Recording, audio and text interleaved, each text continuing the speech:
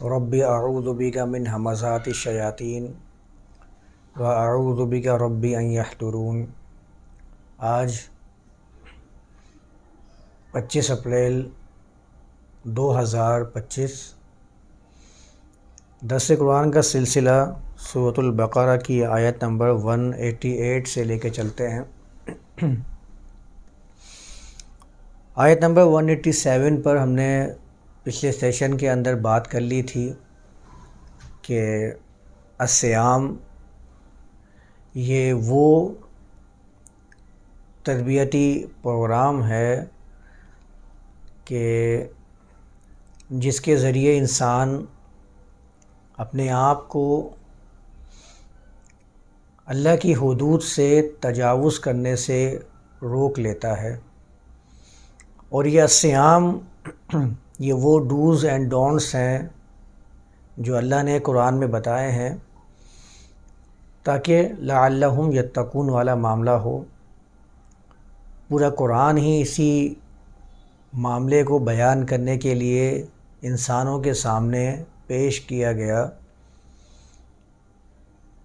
کہ آپ کس طریقے سے انسانیت کے کردار کو مجروح نہ ہونے دیں، کس طریقے سے ایک بہترین معاشرہ، ایک انسان جو اس کا حق ہے وہ کس طریقے سے اس کو حاصل ہو جائے،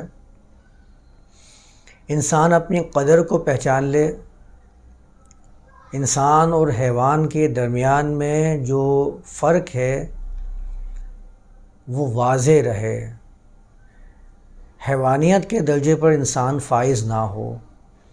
ان تمام چیزوں کو قرآن یاد دہانی کروانے کے لیے ہی پیش کیا گیا تھا۔ تو الصیام یہ اسی سلسلے کی ایک کڑی ہے جو قرآن مختلف مقامات پر بیان کرتا چلا آ رہا ہے، اور آگے بھی اسی طریقے سے جو ہم معاملات دیکھیں گے وہ سب اسی نوعیت کے ہیں۔ اس بات کو ذہن نشین رکھ کر ہی آیات کو سمجھنا ہوگا۔ اس بات کو ایک مرتبہ پھر اپنے ذہن میں رکھ لیجئے کہ یہ قرآن معاشروں کی اصلاح، کس طریقے سے ایک سوسائٹی نشو و نما پائے گی، کس طرح ایک قوم کامیابی سے ہمکنار ہوگی، ان چیزوں کا ہی مجموعہ ہے، اسی بارے میں بات کرتا ہے۔ یہ جب باتیں آپ لوگ اپنے ذہن میں رکھیں گے تو ہی آپ کو اس پیغام کی سمجھ آئے گی، ورنہ آپ اس کو ہمیشہ انفرادی لیول کے اوپر تولتے رہیں گے، پیش کرتے رہیں گے، اور انفرادی لیول پر جیسے ہی یہ کتاب آئے گی یہ مذہب کی کتاب بن جائے گی جس میں ہر شخص اپنے خدا سے خود کو قریب گمان کرتا ہے۔ ہر شخص کا جو پیش نظر ہے وہ اس کی ذات کی نجات ہوگی۔ آپ جب اس لیول پہ لا کے کریں گے تو یہیں پہنچ جائیں گے، اس لیول پہ لا کر اس کتاب کو نہیں سمجھنا۔ آمنو کے ترجمے جب آئیں گے تو آمنو کے ترجمے امن قائم کرنے والی کمیٹیاں، وہ لوگ جو امن کے خواہاں ہیں، وہ لوگ جنہوں نے لوگوں کے درمیان میں خوف کو ختم کرنے کے لیے جستجو کی، کوشش کی، چاہے وہ منظم طریقے سے ہو یا غیر منظم، دونوں ہی اس کے اندر شامل ہوں گے۔ جب وہ اسلام مسلم کی بات کرے گا تو آپ کے ذہن میں سلامتی دینے والے لوگ، وہ کردار آئیں گے کہ جو لوگوں کو بے عیب کرنے کے لیے کوشاں رہتے ہیں۔ جب آپ کے سامنے کفرو، کفار، مشرک، مفسد کے لفظ آئیں گے تو آپ کے ذہن میں اس دنیا کے اندر بگاڑ پیدا کرنے والے کردار سامنے آئیں گے۔ جب آپ کے سامنے شیطان، فرعون، حامان یہ نام آئیں گے تو آپ کے ذہن میں لوگوں کے حقوق کو سلب کرنے والے، ان کے اوپر اجارہ داری قائم کرنے والے، انہیں ذہنی اور جسمانی غلامی میں جکڑ کر رکھنے والے کردار آئیں گے۔ یہ وہ کردار ہیں جو ہمیشہ سے تھے اور آج بھی ہمارے سامنے موجود ہیں۔ نام بدل گئے ہیں، شکلیں بدل گئی ہیں، اعمال اور کردار وہی ہیں جو قرآن بیان کر رہا ہے۔ تو ان چیزوں کو ذہن میں رکھ کر آپ ان آیات کو سمجھیے، از سر نو جائزہ لیجئے۔ آپ کو معلوم ہو جائے گا کہ الصیام یہ وہ طریقہ کار ہے کہ جس سے انسان اپنے آپ کو حدود سے تجاوز کرنے سے باز رکھتا ہے، روک لیتا ہے، اس مقام پر جم جاتا ہے جس مقام سے اسے آگے جانے سے منع کر دیا گیا ہے۔ وہ مختلف طریقے سے آپ اس کو سمجھ سکتے ہیں، میں نے ہر پیرے سے سمجھانے کی کوشش کی ہے۔ تو آیت نمبر 178 تک ہمارا یہ الصیام کا جو موضوع تھا، اور اس الصیام کے ساتھ جو ضمنی باتیں تھیں اس کو مکمل کیا تھا، لیکن چونکہ یہ موضوع پیچھے سے چلا آ رہا ہے جس میں معاشرے کی اصلاح موجود تھی اور آگے بھی ایسے ہی چلا جا رہا ہے، آمنو اس کے مخاطب تھے، انہی کو پکار کر قرآن نے کہا وَلَا تَأْكُلُوا أَمْوَالَكُمْ بَيْنَكُمْ بِالْبَاطِلِ، کہ تم آپس میں ایک دوسرے کا مال، اپنے درمیان میں اپنا مال باطل طریقے سے نہ کھاؤ۔ یہاں پر تاکلو کا لفظ آیا ہے، بحث اس پر بہت تفصیل سے ہو چکی ہے۔ کلو و شربو کے ضمن میں استعمال کرنا، حاصل کر لینا، کسی چیز کو اپنے استعمال میں لے آنا، یہ سارے اکلا کے معنی ہیں، سب ترجمہ یہاں پر یہی کرتے ہیں۔ ظاہر اموال کو کوئی دانتوں سے چبا چبا کر نگلتا نہیں ہے، بلکہ اپنے استعمال میں لے کے آتا ہے، حاصل کرنے کی کوشش کرتا ہے مال کو۔ تو قرآن نے کہا کہ ان چیزوں کو ذہن میں رکھنے کے ساتھ ساتھ تم یہ بھی بات ذہن میں رکھو کہ مال بھی معاشرے کے سدھار کا اور اس میں انتشار کا ایک بڑا ذریعہ ہوتا ہے۔ تو آپس میں اپنے درمیان میں تم مالوں کو، اپنے مالوں کو، دیکھیں اس میں اموالکم و بینکم آیا ہے، یہ جو مال معاشرے میں گردش کرتا ہے یہ تمہارا ہی مال ہے، ہر شخص اس کے ساتھ وابستہ ہے، کوئی شخص بھی ایسا نہیں جو اپنے آپ کو اس سے جدا قرار دے دے، اس لیے اموالکم کے ساتھ بینکم کے صیغے استعمال ہوئے۔ وَلَا تَأْكُلُوا أَمْوَالَكُمْ بَيْنَكُمْ بِالْبَاطِلِ، باطل طریقے سے، باطل کی بنیاد پر اپنے مالوں کو آپس میں استعمال نہ کرو، حاصل نہ کرو۔ باطل پر ہم پہلے بات کر چکے ہیں، یہ حق کے مقابلے میں قرآن نے جگہ جگہ استعمال کیا ہے باطل کا لفظ۔ باطل وہ ہوتا ہے کہ جو ٹھوس نہ ہو، تعمیری نہ ہو، بلکہ تخریبی ہو۔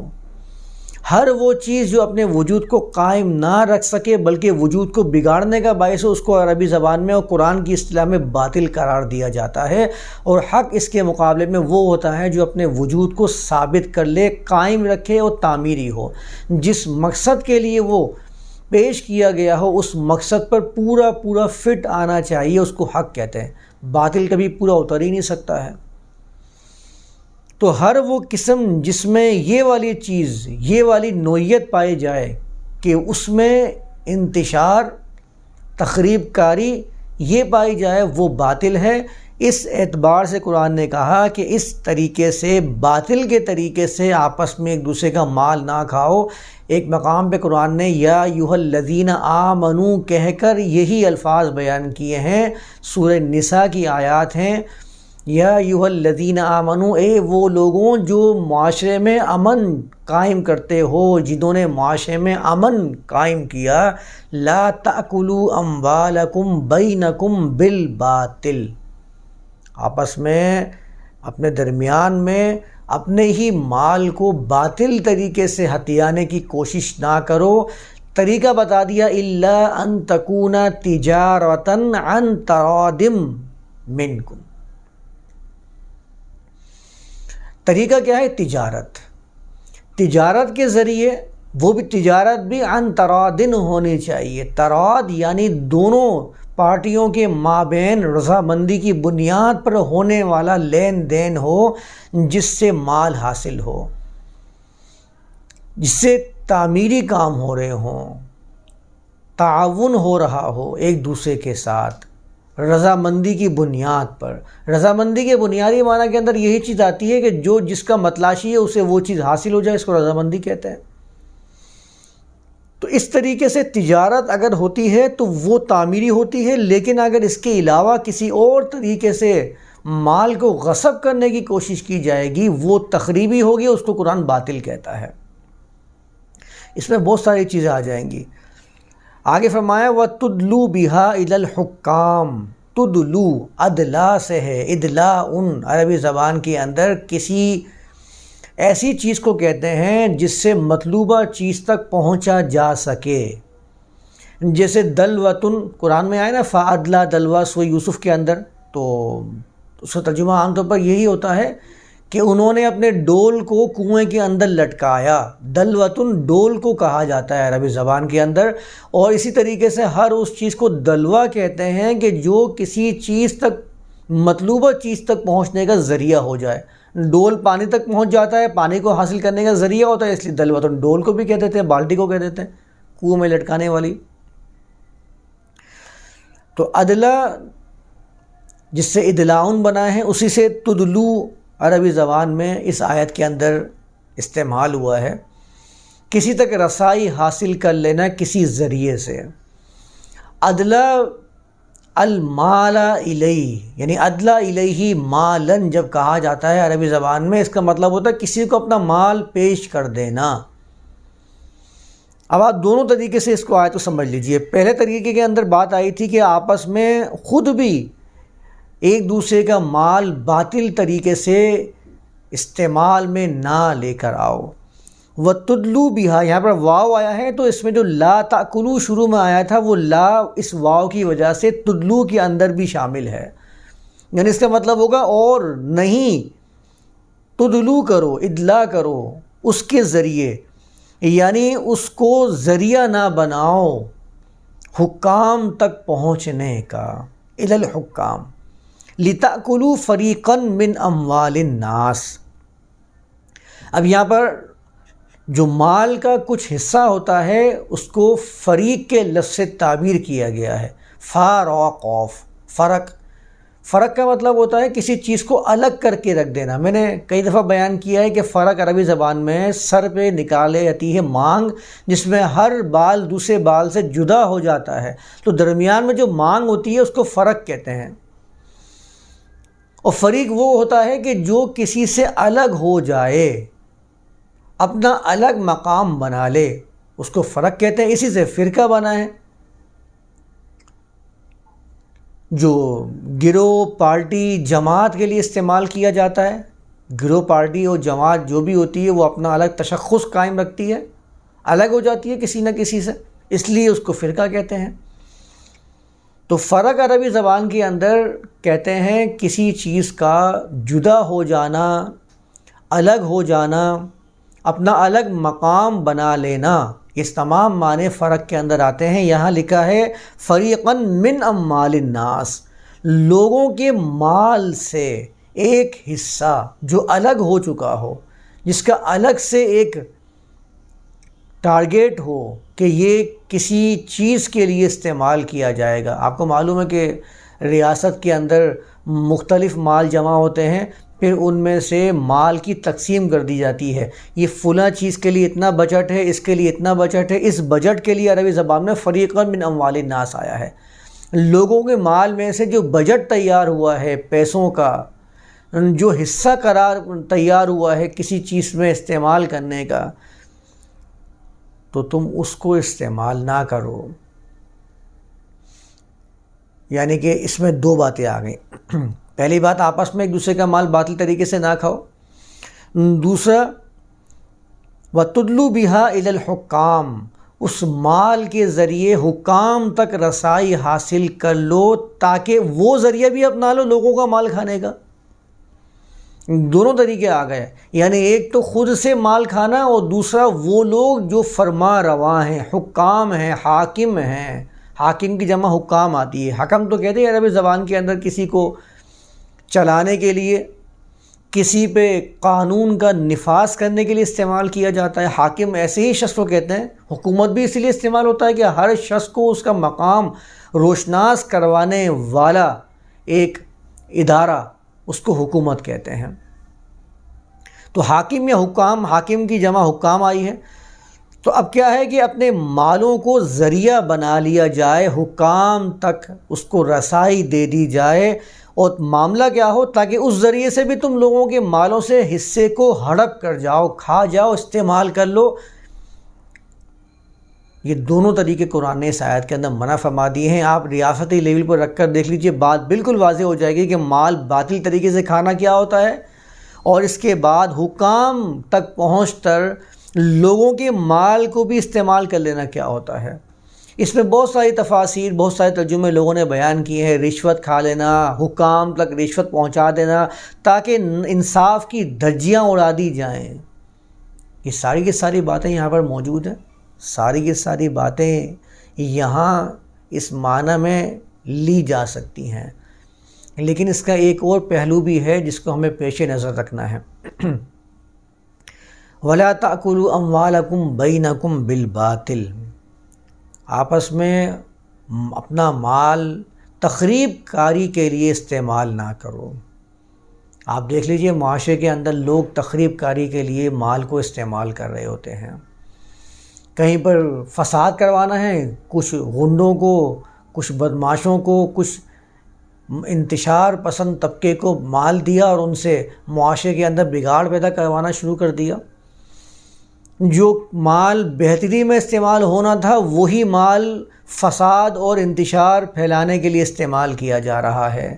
اس یہ بھی تأکلوا اموالکم بینکم بالباطل کے ہی زمرے میں آئے گا۔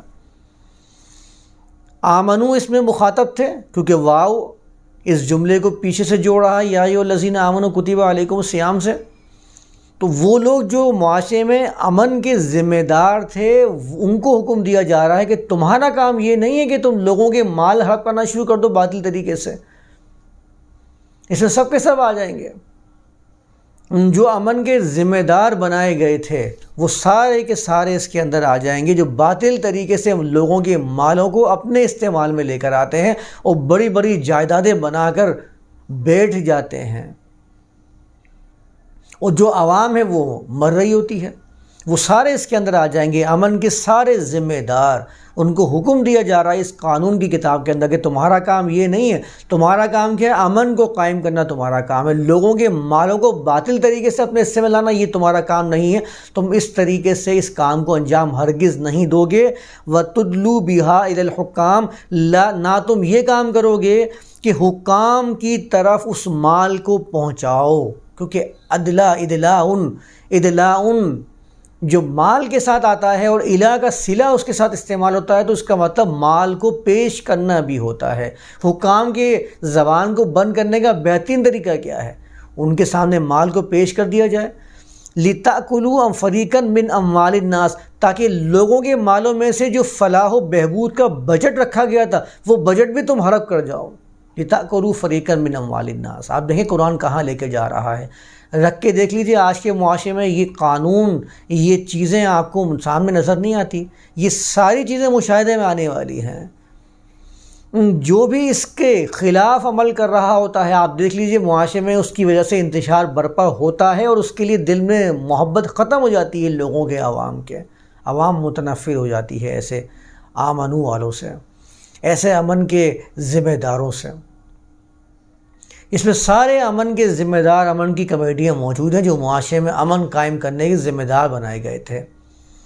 ان کو بتایا جا رہا ہے کہ وَتُدْلُوا بِهَا إِلَى الْحُكَّامِ، باطل طریقے سے تم نے پہلے تو مال کو جمع کیا، اپنے استعمال میں لے کر آئے، پھر اسی کو ذریعہ بنایا حکام کی زبان کو بند کرنے کا۔ وَتُدْلُوا بِهَا إِلَى الْحُكَّامِ، دوبارہ سن لیجئے، بار بار اس لیے بیان کرتا ہوں تاکہ ایک بات اچھی طرح دوبارہ سے سمجھ میں آ جائے کہ یہاں اس پہلو کو بھی آپ فراموش نہیں کر سکتے، یہ بھی اس آیت کے اندر ہی شامل ہے، کیونکہ تدلو بها الی الحکام یہاں واضح ہے کہ اس کے ذریعے تم حکام تک رسائی حاصل کرو اور اس کے ساتھ اس کو حکام کی طرف پیش کر دو، حکام کو دے دو، حاکم فرما رواؤں کو پیش کر دیا جائے تاکہ نہ ان کو کوئی غرض ہوگی نہ کچھ بولیں گے، وہ بھی کھاتے رہیں گے اور تم بھی کھاتے رہو، عوام پستی رہے۔ لِتَأْكُلُوا فَرِيقًا مِّنْ أَمْوَالِ النَّاسِ، اس سے کیا ہوگا؟ جو لوگوں کے مالوں میں سے جو بجٹ تیار ہوا تھا وہ بھی تم ان کے حصے میں اپنے پاس لے آؤ گے، ان کے پاس چلا جائے گا تم بھی اس کو کھا لو گے۔ آپ ہر طریقے سے اس آیت کو سمجھ لیجئے، دنیا کے پتہ نہیں کتنے معاشرے ہیں جہاں یہی کام ہو رہا ہے دونوں پہلوؤں سے۔ رشوت ستانی کا بازار گرم ہے، رشوت دے دے کر عدالتوں میں اپنے فیصلے کروانا یہ معمول کی چیز ہے، وہ بھی اس کے اندر آ جائے گی۔ اپنے حق میں فیصلے کروانا، پیسے دے کر کسی بھی بجٹ کو ہڑپ کر جانا، یہ بھی سیاست کے اندر موجود ہے۔ یہ ساری چیزیں یہاں ہم معاشروں میں دیکھ رہے ہوتے ہیں۔ اور اسی طریقے سے آپ وہ بھی ذہن میں رکھیں کہ حکام کی زبان کو بند کر کے امن کے جو داعی ہیں، جو امن کے ذمہ دار ہیں، وہ جو بھی ادارہ ہے وہ لوگوں کے مال کو ہڑپ کر جائے۔ بالاسم، حمزہ سا اور میم سے بننے والا اسم قرآن میں مختلف مقامات پر موجود ہے۔ اسم کے بنیادی معنی کے اندر کسی چیز کا دور ہو جانا، کسی کا پیچھے رہ جانا، یعنی آپ یہ سمجھ لیجئے کہ حمزہ سا میم کے بنیادی معنی کے اندر افسردگی، اضمحلال یعنی کہ کمزوری، طاقت کا ختم ہو جانا یہ پایا جاتا ہے۔ ناقۃ عاصمہ ایسی اونٹنی کو کہتے ہیں جو اپنے قافلے سے پیچھے رہ جائے۔ تو عاصم ہر وہ شخص ہے جو دنیا کی دوڑ سے پیچھے رہ جانے والا ہے۔ عاصم ہر وہ شخص ہے جو دنیا کی دوڑ سے، معاشرے کی چلن سے کسی طبقے کو پیچھے رکھنے والا ہے۔ آپ ذہن میں رکھ لیجئے، ہر وہ شخص عاصم کہلائے گا۔ اسی سے اسم بنا ہے۔ جب یہ کمزوری اور اضمحلال، تھکان، دوڑ سے پیچھے رہ جانا، کمزور پڑ جانے کے لیے استعمال ہوتا ہے تو ہر جرم انسان کو، معاشرے کو کمزور کرتا ہے، اس لیے ہر جرم کے لیے اسم کا لفظ استعمال ہونے لگ گیا۔ قرآن نے یہاں پر اسم استعمال کیا ہے، آپ اس کو اس جرم کے اندر لے لیجئے۔ ایسا کام کہ جس کے نتائج انسان کو پیچھے کر دیں، اسے اسم کہتے ہیں۔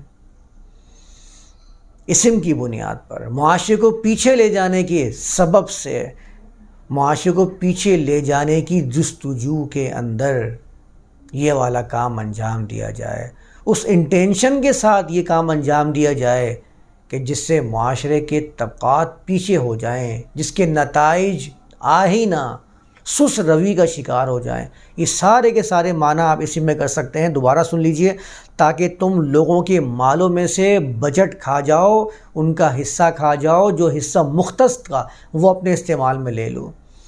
بالاسم، اسم کی بنیاد پر، یعنی کہ معاشرے کے اندر انتشار کی بنیاد پر، جرم کی بنیاد پر، معاشرے کو پیچھے دھکیلنے کے ساتھ۔ وَأَنْتُمْ تَعْلَمُونَ، اور تمہیں یہ معلوم بھی ہو کہ تمہارا یہ عمل تمہارے ساتھ رہنے والے انسانوں کو مٹی میں دبا دے گا، درگور کر دے گا۔ تم تو مال بنا بنا کر اربوں خربوں پتی بن جاؤ گے، اپنی زندگیوں کو عیاشی میں گزار لو گے، لیکن وہ لوگ کھانے اور پینے اور بنیادی ضرورتوں کے لیے ترسیں گے تو پھر اس کا جو نتیجہ ہوگا وہ جارحیت ہوگا۔ جب مال آسانی سے حاصل نہیں ہوگا تو لوگ مال حاصل کرنے کے لیے چوریاں، ڈکیتیاں، لوٹ مار اس کے اوپر آ جائیں گے۔ پھر وہ ہر وہ طریقہ اختیار کریں گے جس سے ان کا پیٹ بھرنے والا ہو، ان کی ضروریات پوری ہونی ہو۔ ہر وہ اقدام ان کے لیے ناگزیر ہو جائے گا۔ یعنی آپ یہ سمجھ لیں کہ یہ بنیادیں ہیں جن کو درست کرنے کی ضرورت ہے۔ ہم تو ان چیزوں کو دیکھتے ہیں، ہم سمجھتے ہیں پتہ نہیں ان چیزوں سے کیا معاملات ہو جائیں گے، اس کے نتیجے آئیں گے نہیں آئیں گے، لیکن جو دانشور ہیں، دور اندیش ہیں، ذرا ان سے معلوم کریں کہ جب بنیادوں کے اندر یہ چیزیں موجود ہوتی ہیں تو عمارتیں کس طریقے سے لرزہ خیز ہوتی ہیں، نہیں قائم رکھ سکتی اپنے وجود کو، زیادہ عرصہ اپنی بقا قائم رکھنے والی نہیں ہوتی ہیں، ٹوٹ پھوٹ کا شکار ہو جاتی ہیں۔ کمزور سیمنٹ استعمال کریں گے، اس کا جو گارا ہے وہ مضبوط نہیں ہوگا، اس میں مرکب کوئی کم ہوگا، کوئی زیادہ ہوگا۔ کسی نے اپنی مرضی سے سیمنٹ میں دھاندلی کر کے سیمنٹ کم کر دیا، کسی نے بجلی کو کم کر دیا، تو پھر ان عمارتوں کے اندر دھوئیں نکلتے ہیں، مضبوطی پیدا نہیں ہوتی ہے، آپ یاد رکھیے گا۔ یہی بات قرآن یہاں کہہ رہا ہے وَأَنْتُمْ تَعْلَمُونَ، تمہیں معلوم بھی ہے، تم جانتے بھی ہو کہ یہ چیز معاشرے کو پیچھے کی طرف دھکیل دے گی، اسم کی طرف لے جائے گی، اس کے باوجود تم کیا کرتے ہو؟ لوگوں کے مال کو باطل طریقے سے استعمال کر لیتے ہو، ان کے بجٹ کا حصہ بھی خود کھا جاتے ہو۔ بڑے بڑے یہ اسکیمز آپ کو معلوم ہیں، بڑے بڑے معاملات کے اندر موجود ہوتے ہیں۔ یہ قانون کی کتاب ان کو یہاں روک رہی ہے کہ یہ کام انجام نہیں دو۔ اموال الناس آیا ہے، لوگوں کے مال۔ اموال الناس عام طور پر جب بھی آتا ہے تو یہ ریاست کے ان لوگوں کے لیے استعمال ہوتا ہے جن کے پاس وہاں تک پہنچنے کے ذرائع ہوں۔ بس آپ یہ ذہن میں رکھیں، خود سمجھ میں آ جائے گا کہ یہ آیت معاشرے کے افراد سے مخاطب ہو رہی ہے، یہ کسی فرد واحد کی بات ہی نہیں ہے، آپ فرد واحد پہ رکھ ہی نہیں سکتے اس چیز کو۔ بالاسم وانتم تعلمون، یہ تو ہے آیت نمبر 188۔ اب آ جائیے آیت نمبر 189۔ آیت نمبر 189 یہ وہ آیت ہے جس کے بارے میں تھوڑا سا میں آج بیان کر دوں، کیونکہ اس کے بارے میں بڑا ابہام ہے۔ سب سے پہلے آپ اس آیت کو سن لیجئے، مروجہ ترجمہ میں بیان کر دیتا ہوں۔ یسألونک، اس سے شروع ہوا ہے خطاب، بے ربط نہیں ہے، یاد رکھیے گا۔ یسألونک کا مطلب بے ربطگی نہیں ہوتی ہے، اس کا مطلب یہ نہیں کہ یہ کوئی الگ ٹکڑا ہے، پیچھے والے سے اس کا ربط نہیں ہے، ابھی آپ ربط بناتے جائیے گا اس کا۔ یسألونک عن الاہلہ، اہلہ کہا اور میرے ذہن میں پہلے دن کا چاند اب جگمگانا شروع ہو گیا۔ اب میرے ذہن میں آ رہا ہے کہ رؤیت ہلال، پہلے دن کا چاند، اس کی جمع اہلہ آ گئی ہے۔ ترجمہ بھی تو کر کے دیکھیں اس کا، اہلہ کا، اسی اعتبار سے وہ سوال کرتے ہیں آپ سے کس بارے میں؟ چاندوں کے بارے میں۔ ترجمہ کر کے دیکھیں، آپ کو خود اندازہ ہو جائے گا کہ اہلہ کا ترجمہ یہاں پر اگر چاند آپ پڑھتے ہیں تو چاند واحد ہے، ترجمہ ہوگا اہلہ کا ہلال، چاند کے حساب سے چاندوں کے بارے میں سوال کرتے ہیں۔ اس کا پھر واحد پہ کیا ہونا چاہیے تھا؟ ہلال، ہلال ہونا چاہیے تھا، ہلال کی جمع اہلہ آئی ہے نا، ہونا چاہیے تھا سے مراد مطلب یعنی اگر مطلب اس اعتبار سے آپ جو چاند کا ترجمہ کر رہے ہیں، جو عام مترجمین ترجمہ کرتے ہیں، وہ آپ سے چاند کے بارے میں سوال کرتے ہیں، تو ترجمہ ہونا چاہیے تھا وہ آپ سے چاندوں کے بارے میں سوال کرتے ہیں۔ ان کو معلوم تھا ہم چاندوں کریں گے نا ترجمہ، تو لوگوں کی سمجھ میں نہیں آگا چاندوں کے بارے میں سوال کرنے سے کیا مراد ہے۔ یعنی چاند کا معاملہ اتنا اہم تھا کہ قرآن بتا رہا ہے کہ وہ آپ سے سوال کرنے کے لیے آ رہے ہیں باقاعدہ اس چیز کے بارے میں کہ بھائی چاند کے بارے میں ہمیں بتائیے کہ یہ جو مہینوں کے چاند آتے ہیں ان کا کیا معاملہ ہے۔ یعنی ایسا لگ رہا ہے اس آیت کے ترجمے سے جو مروجہ موجود ہے کہ چاند کے بارے میں ان کو کوئی معلومات نہیں تھی، وہ چاند کے بارے میں نا واقف تھے۔ یہ ان لوگوں کے بارے میں بات ہو رہی ہے جن کے بارے میں جب قرآن کی آیات کے ترجمے آپ کرتے ہیں تو ترجمے میں وَالنَّجْمِ إِذَا هَدَىٰ، جہاں بھی نجم کے الفاظ آتے ہیں جس میں ہدایت کے الفاظ ہوتے ہیں تو آپ بتاتے ہیں کہ یہ وہ قوم تھی جو ستاروں سے راستوں کا معلوم کر لیا کرتی تھی، جن کے پاس سائنس نہیں تھے، ستارے ہوتے تھے جس سے وہ اپنی منزل کو حاصل کر لیتے تھے۔ ایسی قوم کے بارے میں آپ یہ بیان کر رہے ہیں کہ ان کو چاند کے بارے میں کچھ آگاہی موجود ہی نہیں تھی کہ چاند کے بارے میں ہمیں کرنا کیا ہے۔ یعنی کہ چاند ایسا موضوع تھا کہ جس کو ان آیات کے درمیان میں بیان کرنے کی حاجت یا ضرورت پیش آ جائے۔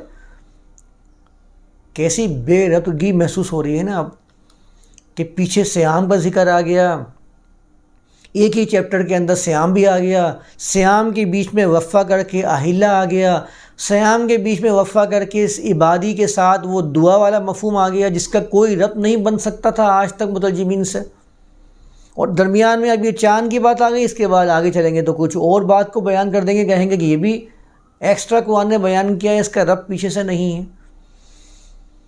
اب یہاں پر اہلہ کے الفاظ ہیں، یسألونک عن الاہلہ، وہ آپ سے اہلہ کے بارے میں، چاندوں کے بارے میں سوال کرتے ہیں، تو اس بارے میں قرآن نے آگے کہا قل، کہہ دیجئے، ہی مواقیت، میقات کی جمع ہے، اس میں اعلیٰ کے طور پر یہ میقات کا لفظ استعمال ہوتا ہے عربی زبان میں مفعال کے وزن پہ، جیسے مصباح استعمال کرتے ہیں جس کی جمع مصابیح آتی ہے۔ مصباح کیا ہوتا ہے؟ روشن کرنے کا آلہ، یعنی چراغ، بلب، ٹیوب لائٹ، اس کو مصباح کہتے ہیں، اس کی جمع مصابیح آتی ہے۔ مفتاح کھولنے کا آلہ یعنی چابی، مفاتیح اس کی جمع آتی ہے، چابیاں۔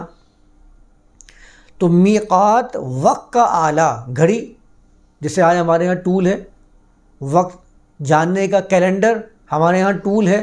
اسی طرح بتایا جا رہا ہے کہ چاند کو کیلنڈر کے طور پر وقت جاننے کے آلات قرآن نے قرار دیا ہے۔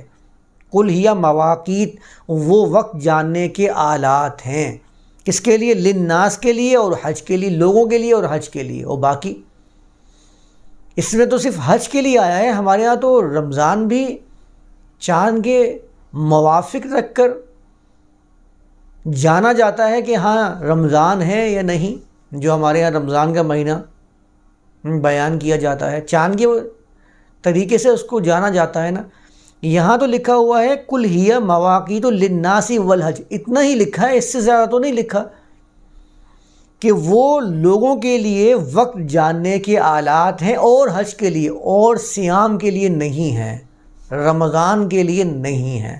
اس بات کو ذہن نشین رکھ لیجئے، قرآن نے اتنا ہی بتایا ہے۔ میں ابھی اسی کو لے کے چل رہا ہوں جو ہمارے یہاں مروجہ رمضان، مروجہ قمری مہینے، وہ سب ہیں، وہ آپ کو معلوم ہے، پہلے میں بیان کر چکا ہوں، ساری تفصیل موجود ہے میری ویڈیوز کے اندر۔ اچھا بھائی، وقت جاننے کے آلات ہیں لوگوں کے لیے بھی اور حج کے لیے بھی، ٹھیک ہے۔ اب آ جائیے ذرا آگے والی بات کی طرف، وَلَيْسَ الْبِرُّ، اور نیکی یہ نہیں ہے، بِأَن تَأْتُوا الْبُيُوتَ مِنْ ظُهُورِهَا، کہ تم گھروں میں اس کے پچھواڑے سے آؤ، یہ نیکی نہیں ہے۔ بیان کر سکتا ہے کوئی اس آیات کو؟ وَلَكِنَّ الْبِرَّ مَنِ اتَّقَىٰ، البتہ نیکی کیا ہے؟ اس کے لیے جس نے اپنے آپ کو محفوظ کر لیا، ٹھیک ہے۔ وَأْتُوا الْبُيُوتَ مِنْ أَبْوَابِهَا، گھروں میں اس کے دروازوں سے آؤ، پیچھے سے نہ آؤ، اس کے دروازوں سے آؤ۔ کیا ترجمہ کریں گے اس کا؟ کیا مطلب ہے اس آیت کا؟ کبھی مطلب پہ غور کیا؟ کچھ لوگ کیا کرتے ہیں کہ قرآن کے اوپر جب زور دیا جاتا ہے نا کہ بھائی یہ قرآن کی آیات اللہ کا پیغامات ہیں، پھر سوشل میڈیا جب سے آیا ہے تو لوگوں نے تنبیہات کا ایک ذریعہ بھی بنایا ہوا ہے، میسیجز آ رہے ہوتے ہیں، کوئی پوسٹ آ گئی سامنے، نفسیات پہ چوٹ لگائی جاتی ہے۔ کہا جاتا ہے کہ اگر تمہارے پاس کوئی ایسا میسیج آئے سامنے کہ تمہیں اس میں کچھ سمجھ میں نہیں آ رہا ہو تو تمہارے کسی کام کا ہوگا؟ تم پڑھو گے؟ نہیں پڑھو گے نا، تو سمجھ کے پڑھو۔ تو قرآن بھی ایک میسیج ہے، تمہارے پاس آیا ہے تو تم سمجھ کے پڑھو۔ اب ان کے دل پہ اثر ہوتا ہے اس بات کا، ترجمہ کھول کے بیٹھ جاتے ہیں۔ اچھا، ترجمہ کھول کے قرآن پڑھا، ترجمہ پڑھا، بس اب سمجھ رہا کہ اب ہمارا حق مکمل ہو گیا، اب ہم نے حق پورا کر دیا جو ہمارا حق تھا۔ اب ہمارے اوپر وہ والی پوسٹ، وہ والے جذبات، وہ والی باتیں یہ لاگو نہیں ہو سکتی۔ قرآن بھی پڑھ لیا، ترجمہ بھی پڑھ لیا۔ اب آپ مجھے بتائیں، وہ ترجمہ پڑھنے والے جو قرآن کا ترجمہ پڑھتے ہیں، وَلَيْسَ الْبِرُّ بِأَن تَأْتُوا الْبُيُوتَ مِنْ ظُهُورِهَا وَأْتُوا الْبُيُوتَ مِنْ أَبْوَابِهَا، گھروں میں ان کے دروازوں سے آؤ، گھروں میں ان کے پچھواڑوں سے نہیں آؤ۔ مجھے بتائیں کون اپنے گھروں میں پیچھے کے راستے سے آتا ہے؟ ہمارے ہاں تو پتہ نہیں کتنے ایسے گھر ہیں جہاں ون سائیڈڈ ہوتے ہیں، ایک ہی دروازہ ہوتا ہے، پیچھے سے دوسرے گھر شروع ہو جاتا ہے، کیسے پیچھے سے آئیں گے؟ اب آ جائیے، جب یہ بات سامنے آتی ہے تو پھر سوال بنتا تھا کہ بھائی اس آیت کا ترجمہ تو سمجھاؤ، مطلب کیا ہے؟ اتنا اہم پیغام تم بتا رہے ہو، اللہ پیغام دے رہا ہے، تو دروازوں کے چھوڑ کر پچھواڑوں سے تو کوئی نہیں آ رہا ہوتا، پیچھے کے دروازے کون سے ہوتے ہیں؟ تو اب اس کے بارے میں روایات بیان کی جاتی ہیں، کہتے ہیں کہ لوگ جب حج پر جاتے تھے تو اپنے گھروں میں ان کے ذہن میں ایک نظریہ تھا کہ اپنے گھروں میں دروازوں سے داخل ہوں گے تو یہ بدشگونی ہوگی، دروازوں کو چھوڑ کر پیچھے کے راستے سے جائیں گے گھروں کے اندر، یہ ہمارے لیے نیک شگون ہوگا۔ تو قرآن نے اس کی تنبیہ کی، اس کی مذمت کر کے کہا کہ نہیں، یہ بدشگونیاں، یہ غلط ہیں، تم جیسے کام کرتے ہو اس کو سیدھے طریقے سے انجام دو، اپنے گھروں میں پیچھے سے نہ آؤ۔ ٹھیک ہے، یہ بات تو ماننے والی ہے کہ قرآن غلط نظریات، باطل عقائد، اس کی مذمت کرتا ہے، ان کے دروازے بند کرتا ہے، لیکن یہ بات بھی تو قرآن میں ہی ہونی چاہیے تھی نا۔ اس کے لیے ہمیں پھر روایات کا سہارا لینے کی ضرورت ہی کیا پیش آئی تھی؟ یہ وہ چیزیں ہیں جہاں جا کر روایات پر عمل کرنے والے آپ کو بتاتے ہیں کہ اگر آپ روایات کو نہیں پڑھتے، آپ کو یہ والی آیت سمجھ میں آتی تو آپ بھی گردن ہاں میں ہلانا شروع کر دیں گے۔ یہ یہیں آ کے آپ کو بتائیں گے دیکھو روایات قرآن کی آیات سمجھنے کے لیے لازمی جز تھیں، اگر وہ نہیں ہوتی آپ کو یہ آیت سمجھ میں نہیں آتی، آپ بولتے ہیں ہاں ٹھیک ہے، بات تو ٹھیک کہہ رہا ہے لڑکا۔ اب آپ یہ دیکھ لیجئے کہ یہ آیت یہاں پیش کی جاتی ہے، ترجمہ یہ بیان کیا جاتا ہے، اس کا کوئی مفہوم، کوئی مقصد نہیں نکالا جا سکتا جب تک اس روایت کا سہارا نہ لیا جائے۔ اور اس میں بھی سارے ہی بندے تھوڑی آتے ہوں گے۔ یہ آیت جس ٹائم پہ آئی تھی، نازل ہوئی تھی، کیا اس ٹائم سارے بندے پچھواڑے سے جاتے تھے اپنے گھروں کے اندر؟ سامنے سے کوئی جاتا ہی نہیں تھا۔ تو ایک طرف ہم اگر یہ بات مان بھی لیں تو اس کے لیے پھر روایات یعنی تاریخ کا محتاج ہوگا قرآن۔ یہ آیت تاریخ کی محتاج نظر آتی ہے۔ تو پہلے تو آپ یہ سمجھ لیجئے کہ یہ جو یسألونک عن الأہلہ یہاں پر آیا ہے، یہ نہ تو پیچھے والے کلام سے جدا ہے اور نہ اس کے بعد والا کلام اس سے جدا ہے، کیونکہ آگے تو وَقَاتِلُوا فِي سَبِيلِ اللَّهِ لکھا ہے واو کے ساتھ۔ اب اس میں کیا کریں گے؟ اللہ کے راستے میں قتال، اس کے لیے بھی شان نزول، حدیث، روایت، تاریخ کا سہارا لینا پڑے گا۔ اس کا ربط کیسے بنے گا؟ کیونکہ وہ آیت بھی واو سے ہی شروع ہو رہی ہے، یعنی کہ ایک ربط کے ساتھ چلی جا رہی ہے، جیسے کہ یہاں پر پیچھے ہم نے واو والی آیات پڑھی ہیں۔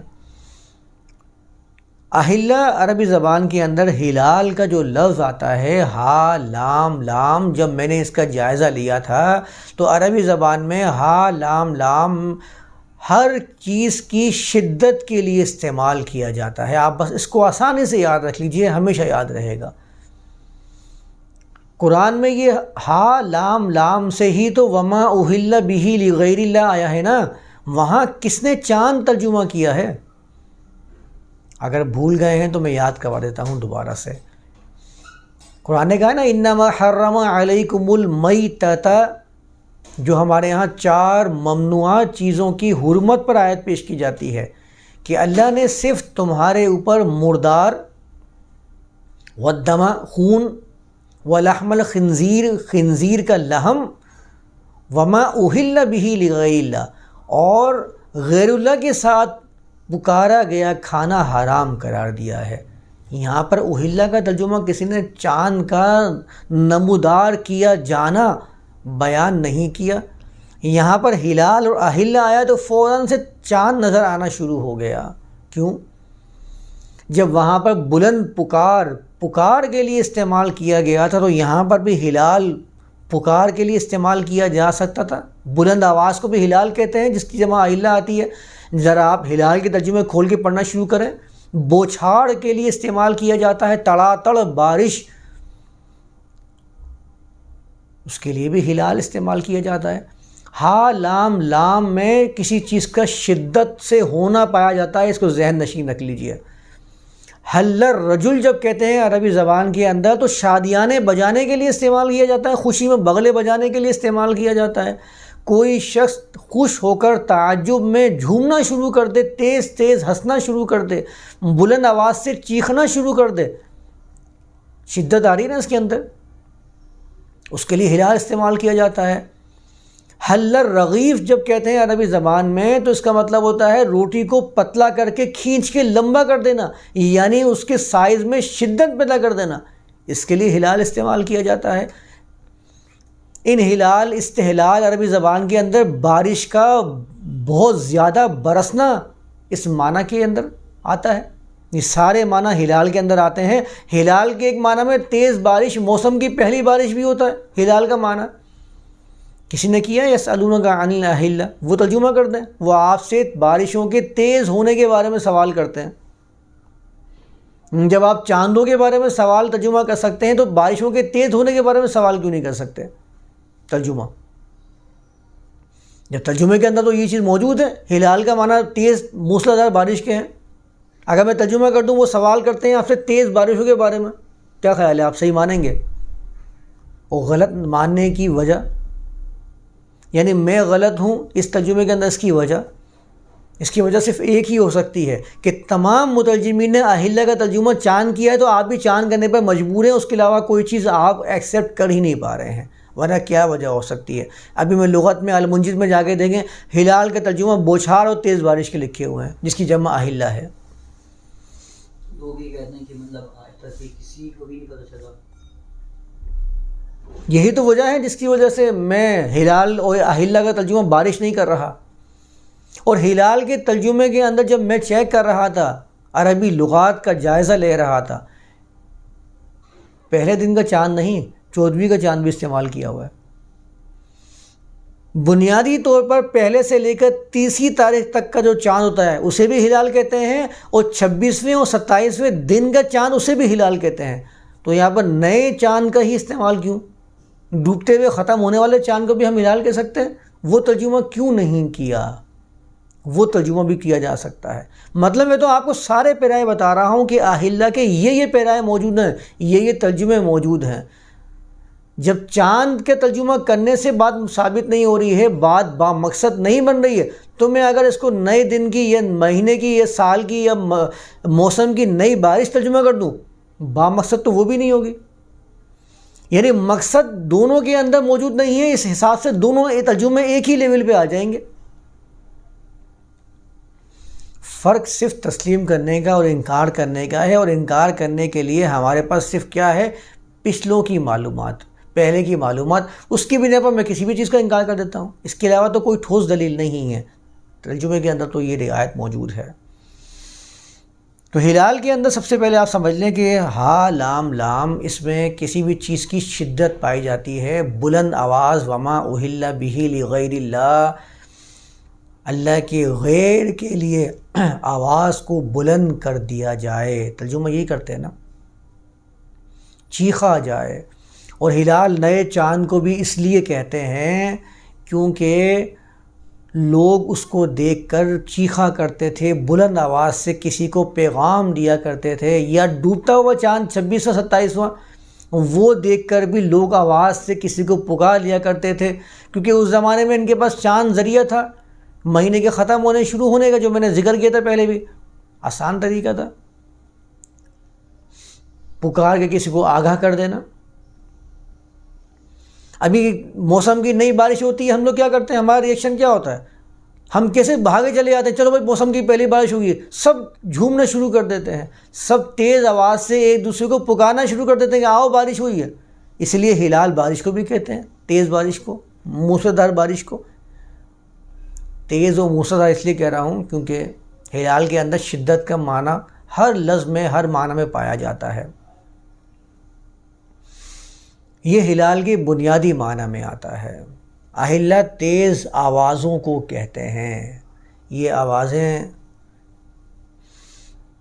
لیکبر اللہ کے مقابلے میں بھی ہو سکتی ہیں، اس کو بھی ذہن میں رکھیے گا، ابھی میں اس کو بیان کروں گا آگے جا کے۔ قل ہی مواقیت للناس والحج، الحج آیا ہے، الحج قرآن میں جتنا بیان ہوا ہے وہ سب کا سب اس کے اندر شامل ہوگا، آپ بس یہ یاد رکھیے۔ صلاۃ و زکوٰۃ کو نافذ کرنے کے بعد بعض اوقات معاملات انتشار کی طرف چلے جاتے ہیں، اس وقت اس چیز کی ضرورت پڑتی ہے کہ اب آپ اپنی دلیل کو، آپ اپنے قانون کو حجت کے ساتھ، اپنے مقصد کو جو آپ کا ارادہ ہے، آپ کا مشن ہے، حجت کے ساتھ، سختی و مضبوطی کے ساتھ، دلیل کے ساتھ جب نافذ کرتے ہیں، معاملات کو ٹیکل کرتے ہیں۔ یہ ساری چیزیں الحج کے اندر ہم پہلے بھی سمجھ چکے ہیں۔ ایک معاملہ اسٹیبل چلا جا رہا ہے، پھر تیز آوازیں بلند ہونا شروع ہو جاتی ہیں، لیکبر اللہ کے مقابلے میں اس کو اہلہ کہتے ہیں۔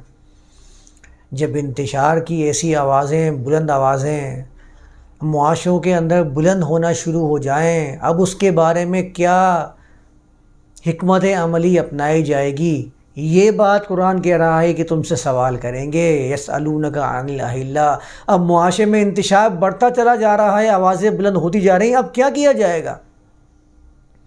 یہ بات تو ایسی ہے کہ آج بھی بڑی پارٹیاں، سیاسی پارٹیاں، بڑے حکمران، بڑے ممالک کے اندر یہ ہوتا ہے کہ جب لوگ احتجاج پہ اتر آتے ہیں تو قومی سلامتی کے اجلاس بیٹھے ہوئے ہوتے ہیں کہ اب بتایا جائے کہ لوگوں میں آواز بلند ہو رہی ہے، بغاوت کے علم بلند کیے جا رہے ہیں، اس کے معاملے کو سلجھانے کا طریقہ، اس کی حکمت عملی کیا ہونی چاہیے، کس طریقے سے اس کو ٹیکل کرنا ہے، اس کو کہتے ہیں عربی زبان میں اہلہ۔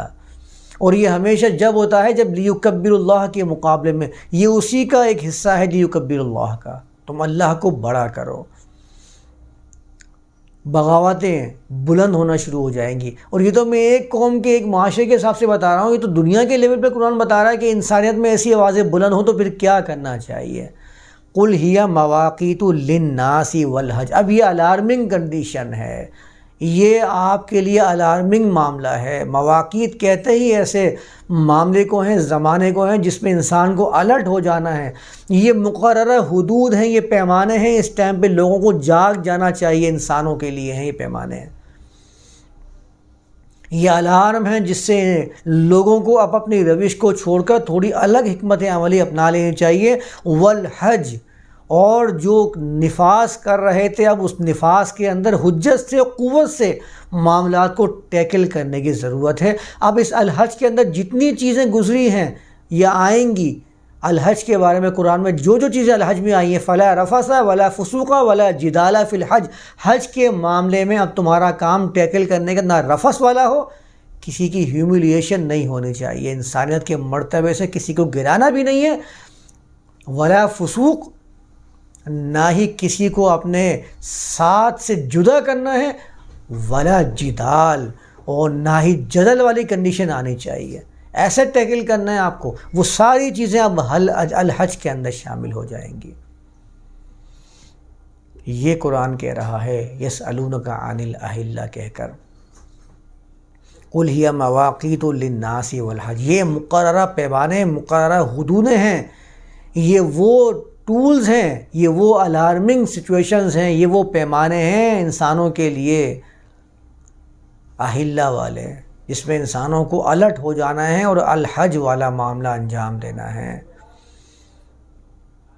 یہ الحج کے لیے پیمانے مقرر ہیں کہ اب آپ کو حکمت عملی تھوڑی سی تبدیل کرنی پڑے گی، غلبے سے اپنے معاملے کو ثابت کرنا پڑے گا، پیش کرنا پڑے گا، اور اس کو نافذ کرنے کے لیے کچھ اقدام کرنے پڑیں گے۔ تو یہ ہے والحج تک میں نے ابھی اس آیت کا آدھا حصہ تو سامنے رکھ دیا ہے، تاکہ سوچنے کے لیے تھوڑا سا میدان ہموار ہو جائے۔ میدان ہموار کرنا بھی ضروری ہوتا ہے، کیونکہ لوگوں کے ذہن ایک دم سے کوئی بات، خاص طور پر وہ بات جو ان کے فیڈ ڈیٹا سے میچ نہ کر رہی ہو، اس کو سمجھنا مشکل ہو جاتا ہے۔ تو اسی لیے میں تھوڑا آہستہ آہستہ آیات کو لے کے چلتا ہوں، خاص طور پر ایسی آیات کو جن کے بارے میں پختہ نظریات راسخ ہو چکے ہیں، گڑھ چکے ہیں۔ زمین کو بھی ہموار کریں تو ہی آپ ہل چلا سکتے ہیں، بغیر ہموار کیے آپ بیج نہیں بو سکتے ہیں۔ تو بیج بونا ہے، اگر قرآن کے آیات کا، مفہوم کا، ترجمے کا اور اس کے مفاہیم کو لوگوں میں رائج کرنا ہے، تو اس بیج بونے کے لیے تھوڑی سی زمین کو ہموار کرنا پڑے گا۔ تو ذہنوں کو ہموار کرنے کے لیے میں اس لیے زیادہ آیات کے ترجمے بیان نہیں کرتا، خاص طور پر ایسی آیات جو مشکل ہو لوگوں کے لیے۔ تو میں نے ابھی آدھی آیت بیان کی ہے، پہلے آپ اس کے لیے اپنے ذہن کو تیار کر لیں، پھر میں اسی کو لے کر آگے چلوں گا تاکہ یہ والی آیت کا اگلا حصہ وہ بھی کلیئر ہو جائے۔ تو اس کو آج یہیں تک رکھتے ہیں۔ وما علینا الا البلاغ۔